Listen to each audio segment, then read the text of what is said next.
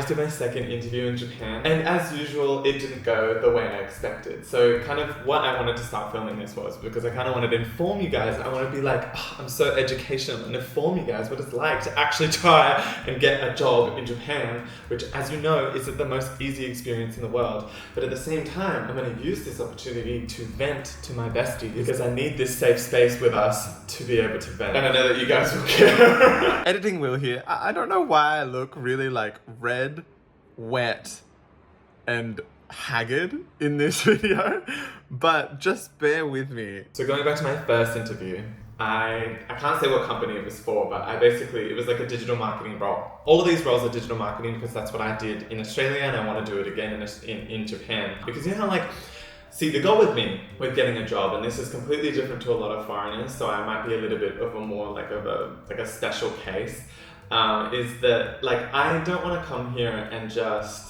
like no matter what I want to get a job, so I'm just going to do English teaching or like work in a hotel or something like that. Like those are completely respectable jobs and those are completely respectable avenues as well. But at the same time as like me wanting to be in Japan and this being my dream, I also kind of at the same time want to further my career. I might not be here forever, I might be here forever. So even if I leave, I don't want my career to be derailed by Japan. Even if I stay, I don't want to not have a career in Japan in the thing that I actually like to do.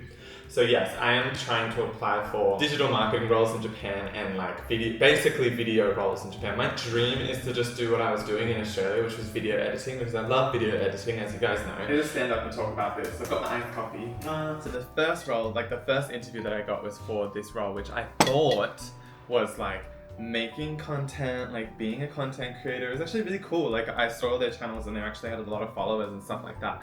And like the main people who were interviewing me were the stars of this channel. And I was like, wow, that's so cool. I would love to do what they do. It looks so fun. And then I do the first interview with one of them and it was great. And that person goes, we're gonna make it to the second interview. And it's all in English, by the way, so it's completely fine. They had no expectations for Japanese or anything like that, which was really good for me because like I trust my Japanese.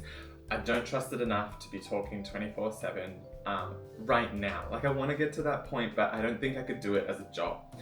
So it's really good roles where it's like you can speak English in them. So then I get to the second interview and suddenly like the expectation changes and like I'm on a high, I'm G'd up. I'm like, this is a youthful place, this is cool, I want to be relaxed, I'm fun, and then they just suddenly start talking about KPIs and things like that. Which I know is a part of the job, but like, they were like, well, this role is actually about producing sales, and like the social media content comes second to that. It's always about producing sales, and they just suddenly turned into robots, and I was like, oh my god, okay. If I knew that, if that expectation was set in the first interview, then I would have been a lot more serious for this one. It's on me because obviously you have to expect anything in an interview, but at the same time I was just a little bit like, oh, really? Like, but I thought that this was about social content first and then sales second.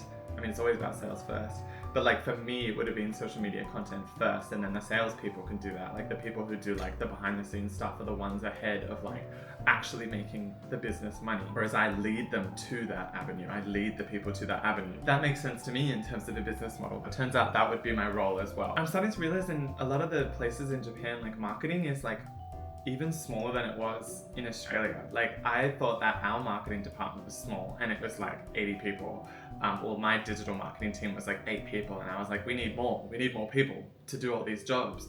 But some of these jobs that I'm going for in the second interview is what this is like everybody's role in my old job in one. The interview I just did was for an Australian-based company in Japan, which was really, really good. I thought the Japanese expectation was going to be not that bad. Like it says not fluency in Japanese. In it, it said proficiency in Japanese and English, which I was like, okay, so what are they trying to say? In the first 5 seconds of the interview, she goes, just so you know, the next stages, like if you were to get through, like would all be in Japanese. And then as soon as she said that, I was like, really? She asked me like, if she thinks that I could do that. And of course, during the interview, I'm like, yes, of course. But I think I could try. I just don't think I would be that good. Like not that good. I don't think I would be perfect. And with like nerves mixed with subpar speaking skills, girl, in an interview, I'm gonna explode. But I went through the rest of that interview pretty well. Like, it was just a person from HR trying to like get to know me and be like, well, are you actually suitable for this role? Like, I don't know if I got it, and I think I find out tomorrow, but I'm kind of crossing my fingers that I do, because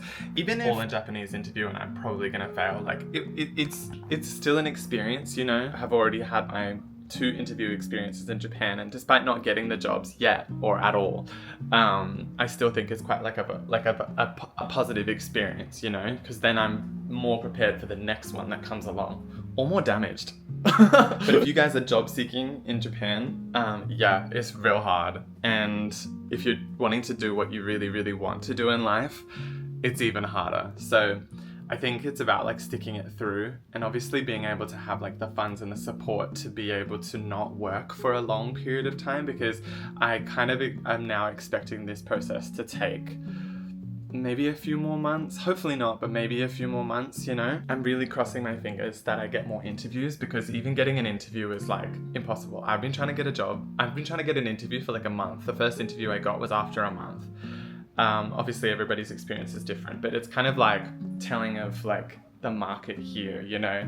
If you want a job in the Japanese market with Japanese people, you're always gonna be second pick, because like there needs to be a very specific need for a foreigner, you know, like for somebody who speaks English. And I thought there would be a lot, you know, like I thought that they would need us, but I guess I was wrong. But yeah, so now we're doing something else that's really weird. We're going to go, Aiden needs to get his driver's license, so we're gonna go to one of those, like the Japanese equivalent of Service New South Wales. Which is gonna suck, I bet. If you have to physically go to get anything, like apply for anything in Japan, just expect for it to take at least like 2 to 3 hours, and that you might get rejected like an hour in, because they're like, oh, well, computer says no, we can't do it, sorry. And you're like, why? And they're like, we just can't. Shut up.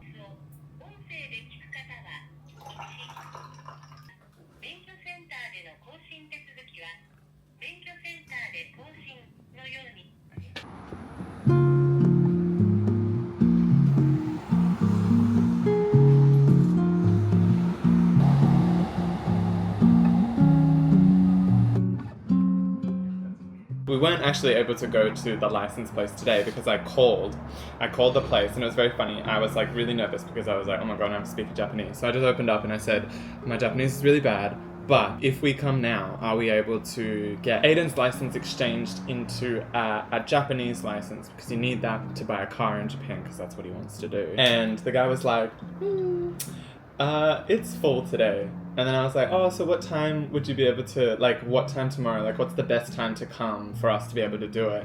He was like, you're going to be surprised, but 3 a.m. I was like, what? And then he mentioned a certain group of people filling up the lines, which I thought was a little bit racist. So 3 a.m. is when we would have to go. So obviously we're not doing that. But there's another place that's like an hour away that you can do bookings for. Don't ask me how you get a booking, because I couldn't figure that out either.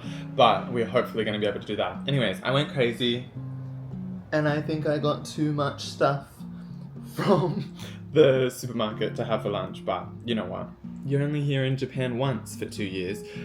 So let's go off. We've got a bento, takoyaki, an ankake, and my second iced coffee for the day, which is pretty bad. But it's because like Japanese coffee is so weak, so it doesn't actually feel like anything. Australian coffee is like jet fuel. So yes, I just was at the gym. If you couldn't see, this Meguro gym is finally like a good one. So I've been to a gym in Ginza. I've been to a gym in Minami Azabu. Now I went to one in Meguro, and this one was really, really good. I was shocked. I was like, wow, this is good. Also, everyone was like 10 times hotter at this gym. I was really confused. Girls and guys. I was like, why are you all so much like better looking? Everybody's like a bodybuilder there. So this gym's nice. I like the kind of like the hustle vibe, but at the same time, this like foreigner kept on talking to me. He kept on asking like, oh, when's your set done? And when is it done? Can I use that bench? And I was like, why are you talking to me so much? Go away. I'm just a little girl. I think he was trying to be nice, but it was kind of like confronting because he was taller than me, huge, like steroid buff and bald. Anyways, I'm trying to convince Aiden to go to Fuji-Q this weekend. So I'm going to be looking up and researching that. And then I'm also going to be looking for more jobs. I'm looking on websites like LinkedIn, Career Cross for like English speaking jobs in Japan. and I'm kind of hopeful that I'll be able to get something else. Like, I know that I had the interview this morning, but at the same time, like, you always have to have the next thing lined up as well, because she might come back to me tomorrow and be like, you lose, bitch. So we'll have to see. Anyways, I'm gonna enjoy my lunch in peace, and then I will see you guys later. So this morning we're not gonna head to Fuji-Q, we're gonna go to Yokohama instead, because I think it'll be a little bit less busy. And we're gonna just explore.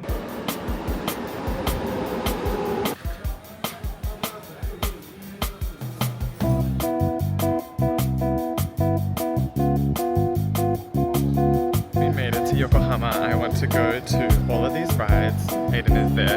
Do you see him? He's coming.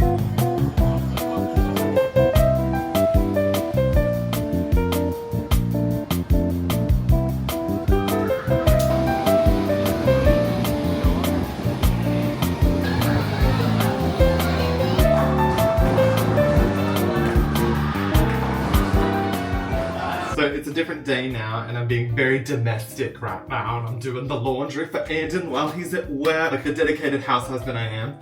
But I was asking, I didn't realize that you could post on YouTube, like post, as in like Instagram kind of like post. Is that dumb? I feel like that's been a feature for a long time. But I didn't realize you could do that. And I posted to ask like what kind of content you guys wanted to see. And one of the top things was daily life content. And I thought, what was like that? What, like, I feel like there's a lot of things that I haven't like explained or expressed on my channel yet. So I thought I would just like think up of a few questions to answer for you guys if that's something that you're interested in. So keep watching if you want to hear more about what I think about living in Japan after living here for the last 2 months, 3 months. Mind you, this is my opinion. It's based on 3 months as well, as I was saying. So obviously it's not going to be as informed as somebody who's like been living here for a really, really long time. But yeah, like it's going to be a little bit of a fun time. Let's do it. The first question is, are Japanese people as... sorry, I'm in my pajamas by the way. I just realized. It's a slow morning for me. It's a slow day. I have been stressing myself out way too much, trying to get a job, as you guys know, and trying to find work and like purpose in my life. But it's kind of been at the detriment of my own mental health recently, so I've been trying to just like take it easy and do a little bit more creative stuff, like kind of just let my energy flow through videos and things like that. Oh my god, you guys can't see this, but there is a dog in a yellow raincoat outside. There's so many cute dogs in my area. I'm dying. I love it so much. Anyways, the first question, are Japanese people actually nice? The short answer is yes, and the long answer is no.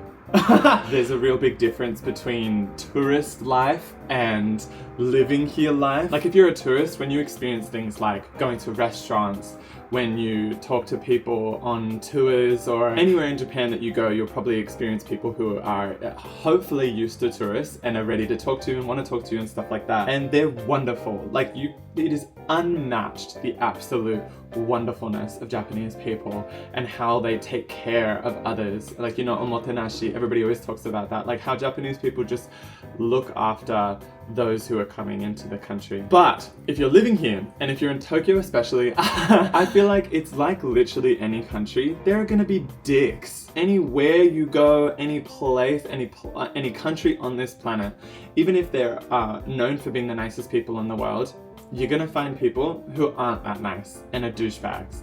And that is just normal. It's like, Aiden has had instances of Japanese Karens, you know, like telling him off for taking too long to eat at a ramen shop. And like, you're there like, that's not very nice. That's not very Japanese. What are you talking about? But it is very Japanese. It's like, it shouldn't deter anybody from living here. Like, I'm just trying to say, like, literally, I feel like the expectation is, oh my god, everybody's gonna be so nice to me all the time. No, that's not the case. Like, it's never going to be the case. People suck. And there is a lot of anti-foreigner sentiment in Japan. They are xenophobic. They are racist people. Sometimes, not all. So what ends up happening is that you'll just come across some people that are just a little bit rude.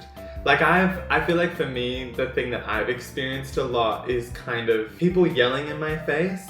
Like if I don't understand something, so I'll always be speaking in Japanese. I'll always be opening up in Japanese. But I feel like when say a Japanese person comes to Australia and tries to talk to me, and I can hear an accent, I can hear it's not their first language, I will always be slow and concise.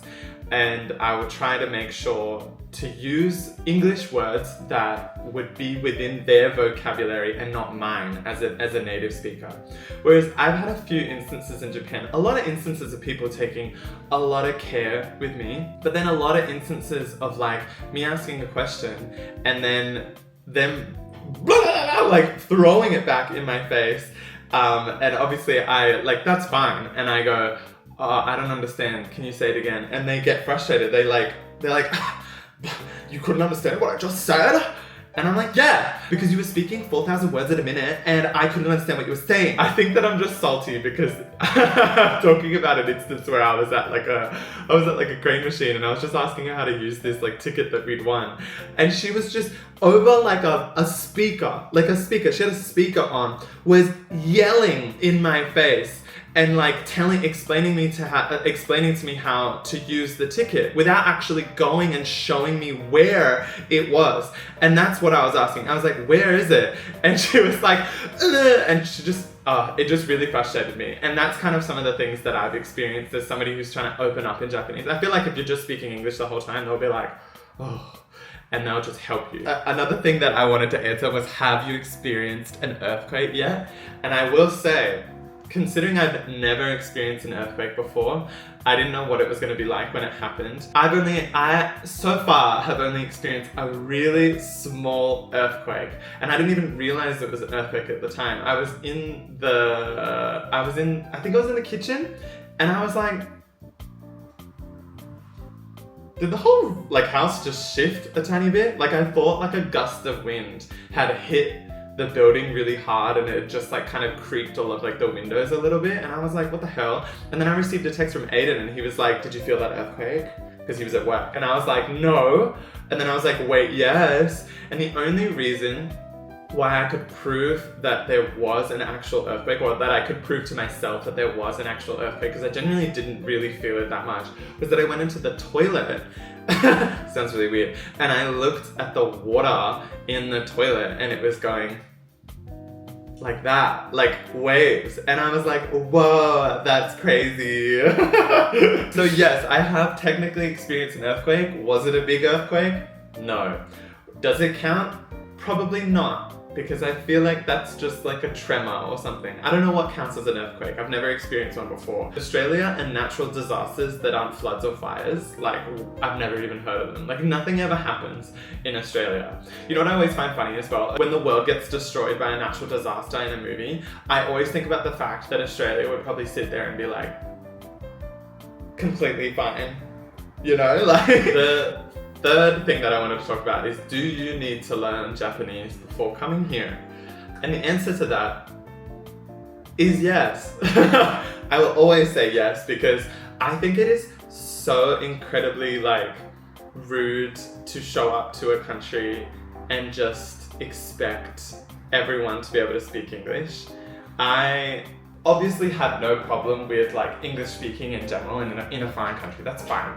But like, if you don't even try, like if you walk into a store and the first thing that comes out of your mouth to an employee that is obviously Japanese or any foreign country isn't the language in which the country is built on, then that's kind of rude to me. Cause like you can't just walk in, like Aiden just sent me a text this morning and said he walked into his local coffee shop and he hears, yo, can I get a cookie? Thanks. I don't mean like you have to become like fluent, like JLPT N1 by the time you get here. I just mean you have to be able to speak at least some sort of Japanese. Learning a lot. Like Aiden's learning a lot. He didn't know anything before he came here, and now he orders at like cafes, as I was saying, in full Japanese without needing to speak a word of English unless they say something offhand. Is Japan really strict about rules? This is another one where I can say yes and no. Because, you know, Japanese people, it's funny, you always watch these like interviews with Japanese locals that, you know, the people on TikTok who are like, what's it like being gay in Japan? Do you think gay people deserve rights? And some old person's like, no! And you're like, oh girl. They'll always talk, like it'll always be this like maybe older Japanese person, or sometimes even young Japanese people who are like, I just wish foreigners would follow the rules. Like, you know, don't jaywalk and don't drink while walking and don't do this and don't do that. And when I see that shit, I'm always like, so do you say this to Japanese people as well? Because Japanese people don't follow the rules. The amount of people who just jaywalk, like, you know, drink while walking, all of these rules, all of these fake social rules that are in place and will get you judged if you break, Japanese people break them. So it's like, you pick and choose when you want to break the rules. Like if you want to jaywalk because it's 11 o'clock at night and it's so stupid just waiting at this red light, I don't judge when people break the rules, because if I see Japanese people doing it, like not everybody in society following the same rule, then I don't really feel like the same expectations should be laid on foreigners, and that foreigners should get a bad name because of that. I think that's silly. For me, the best part about Japan is just kind of like finally being here. I've been learning Japanese like my whole life, and I've always wanted the chance to be able to use it, and to be able to use it every single day is such like a blessing. It's so fun, and it's fun as well because like I feel like you can never get that speaking practice that you could. Like my speaking sucks, but it's getting better because I can actually practice with people who are Japanese, and I'm forced to. I don't know, like having an apartment here is like insane to me. Like I feel like I'm building grassroots in something that I've always wanted to do, you know? And it's fun, and I'm happy, and I've really enjoyed making these videos and getting the time to make these videos for you guys as well. Like I feel like, I hope that I'm informative, and I hope that I'm giving the right impression of Japan. Like I never want anybody to think like, I feel like all the tourism things that you see about Japan, it's like Japan's the best country in the entire universe. To travel, yeah, but to live, no, it's not necessarily going to be a perfect experience, but that's like everywhere. It's like when you see British people moving to Australia and then they start complaining about Australia and all the different things about Australia, and it's like, what did you expect when you moved here, you know? You're allowed to complain 100%, but at the same time, like, it's just good to know before you go to the country that you're gonna experience hardships, and it is gonna suck, like a lot of the time. And for a really, really long time at the beginning, it's gonna be really, really hard. And that's the stage that I'm in right now. So obviously, like, I'm scared that, like, in my underlining tone, that I sound really negative towards Japan. But I do actually love Japan. Like, there is a reason why I'm here. There's a reason why I've been learning Japanese. There's a reason why I'm so interested in Japanese culture. I just am in the really shit stage at the moment. So I hope that I'm giving a positive and negative impression in terms of, like, real, and then also, yes, this is the best thing in the entire world. That's what I want to kind of share with you guys. Like, I don't want to be and I don't want to be like mad the whole entire time. Like, I want to give kind of the best of both worlds, and that's kind of what I've been trying to express through my content. Hopefully. But yes, I hope you guys enjoyed my little video. This one was a little bit even more random. I feel like my video like quality is going like downhill. And I hope you guys enjoy my dance videos. I've majored in film, and I've realized that I have, like, because I kind of worked in digital marketing instead of film when I got out of university, I've lost track of the fact that I actually want to make videos and make like storylined content and stuff like that. So you're gonna see a lot more of that hopefully soon. And I have something really special coming soon, which I don't know if it'll hit or if it won't hit at all, but hopefully you guys can just enjoy it as something random and fun. Stay tuned for something really weird. And if you're not following me yet, please follow my Instagram. You'll get much more like daily updates of like me physically outside, because I don't want to take this big camera with me all the time. So when I'm out in like a cafe, you'll get to see cute little photos of me. So yes, follow me on Instagram at YOUUUUUU. That's me everywhere, literally. And yeah, here is to the next video and then the special content that is coming soon.